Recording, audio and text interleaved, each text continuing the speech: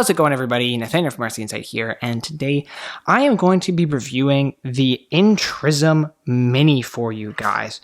This is a Perplexus style labyrinth or maze cube that is self-assembled, where you piece the course together, and then obviously your objective is to navigate the marble here throughout the course from the start to the end.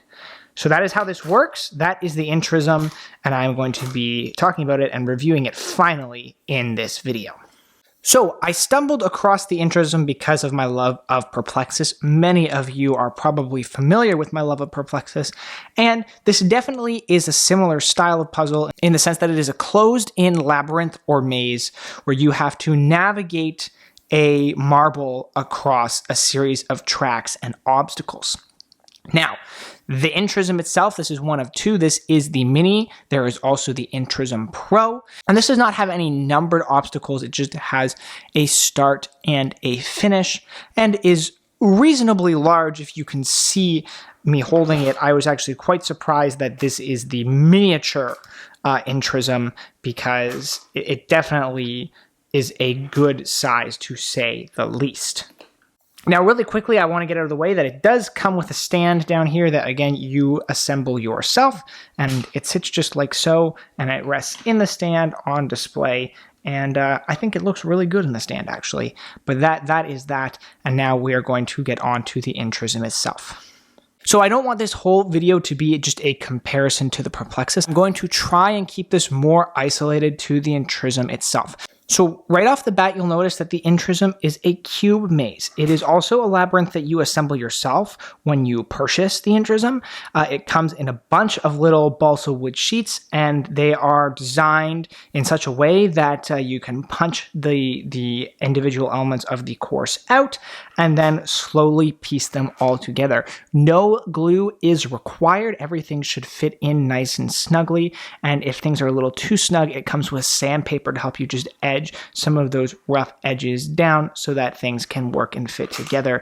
The instructions are fairly straightforward.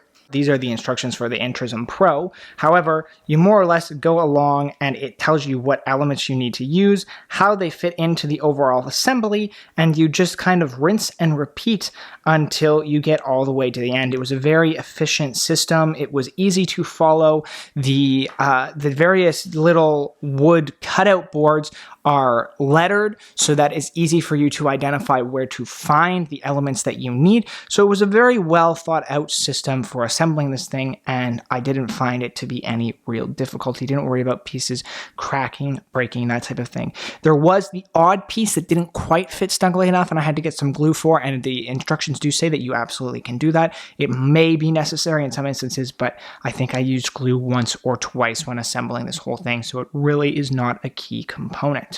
One of the more challenging aspects of assembling it is actually assembling the cube piece after. The way these plexiglass sides kind of interlock into each other, they got to bend and stretch in ways that can feel a little uncomfortable and forced. And I actually even did crack one of the sides, if I can find which side that is. Oh yeah, here it is.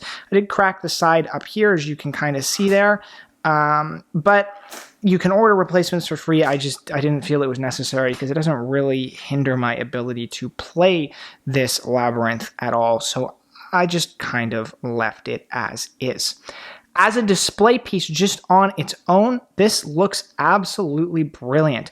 If nothing else, I would say it is a worthwhile purchase just to display on the stand because it looks so cool. The cube-like shape and then the wooden labyrinth puzzle are definitely very unique. It has just an old school trinket kind of feel to it, and that I absolutely love. Now, getting onto the maze itself, I'm sure that's what most of you are here for. How does it play? What does it feel like? Well, the first thing that stood out to me was size, as I mentioned, and this is a very large marble as well, much larger than you get with, say, a Perplexus, and I'll try to end the comparisons there other than to say it is a large marble.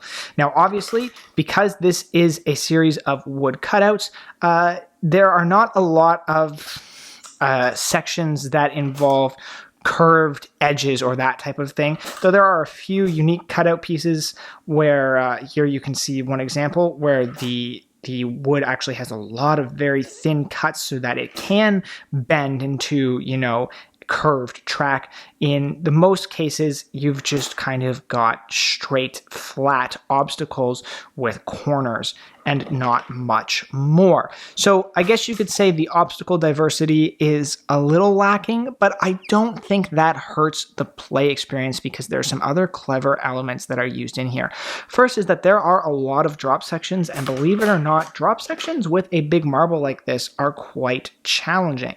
You may not think so off the bat, but many of these drop sections like that, it can be hard to stay on the course because these walls are quite low and the marble is very eager and ready to jump over them. So that is definitely a challenge.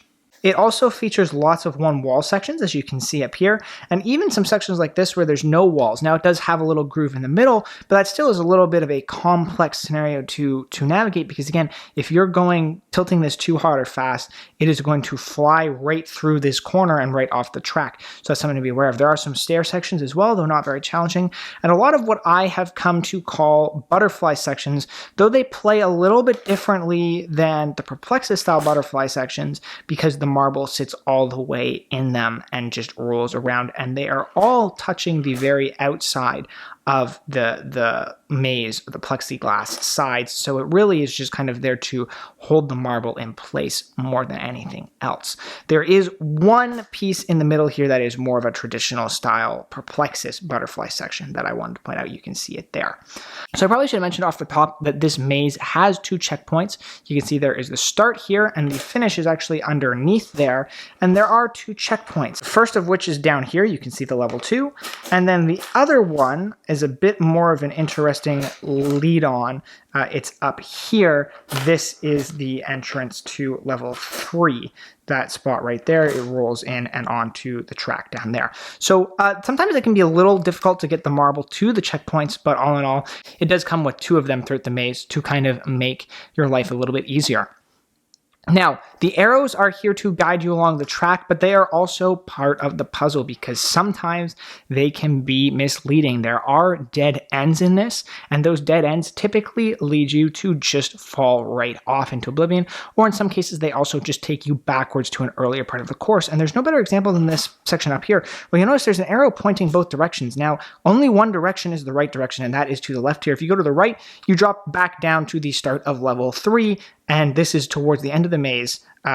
So you're virtually starting over again, and that happens throughout the course. There are places that take you back, and there are places that take you right off the course. So you have to be wary of that. You can't follow every arrow blindly, though they do generally lead you in the right direction. You should be wary of where the next steps are always, so that you do not get led astray. And it's definitely something that, because of the lack of diversity in obstacles, it does ratchet up the difficulty a little bit by having dead ends. Finally, I want to mention that there are also 2 shortcuts in this maze. Now, I'm not sure where both of them are off the top, but they are signified by these smaller arrows like that, and they take you significantly farther ahead on the track. There is one before the level 2 or the first checkpoint that takes you all the way into level 3, I believe. And there is another one in level 2 if you were to ignore that first shortcut that takes you nearly all the way to the end, like just right before the end. So those are both there for you to use, as well as the dead ends. You have legitimate shortcuts that are kind of hidden along the way, but they are there. And that was another really fun and unique aspect of this course that just made it a little bit more interesting and engaging. One thing I'd like to note is that I did have a little bit of trouble with some of these stair pieces over here staying in. You'll notice one of them in there is missing. It just fell out. I decided to just take it right out of the maze. It wasn't worth trying to take this apart and glue it, and it doesn't affect it at all. That's the only piece that I've really had any trouble with since I put this together. So I am pretty sure I have hit on all the key things, highlighted all the main points for the Intrism Mini now. If you have any other questions, though, let me know in the comments down below, and I will be happy to answer them. If there are some things that I kind of forgot to mention or something you're wondering about, it's possible I missed some things. I was trying to really limit the comparisons to the Perplexus, and this is a very different, even though it's a very similar puzzle, it's a very different puzzle in a lot of ways as well, and so I wanted to approach this review a little bit differently. Overall, it is really fun and engaging, and I've really enjoyed playing around with it.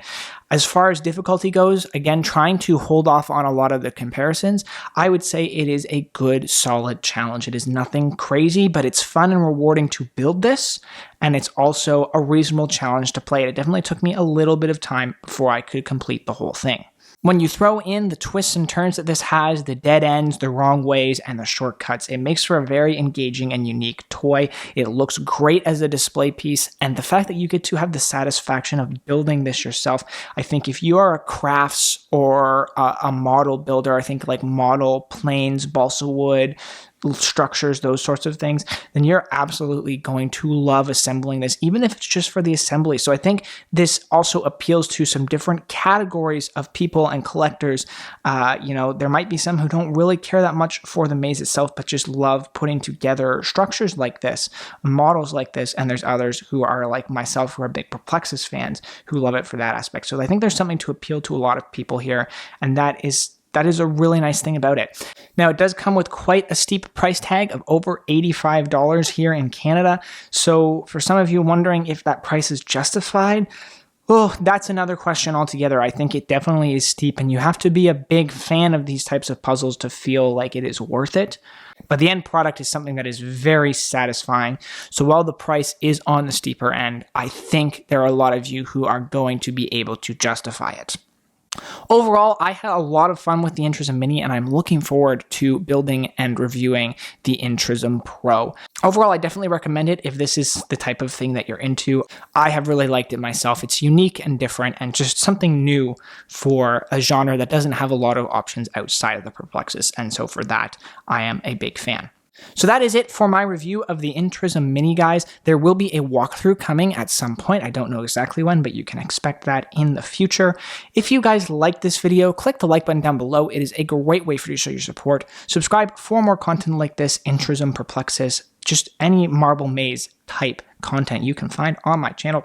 So if that interests you and you're just coming across me for the first time, check it out and subscribe to be notified as soon as the rest of my videos come out. And as I said earlier, don't forget to comment and let me know what you think of this. If you have any questions, if there's anything I missed, please let me know in the comments below, and I will make sure to get back to you. With all that said, thank you so much for watching this video, guys, and I will see you all in the next one.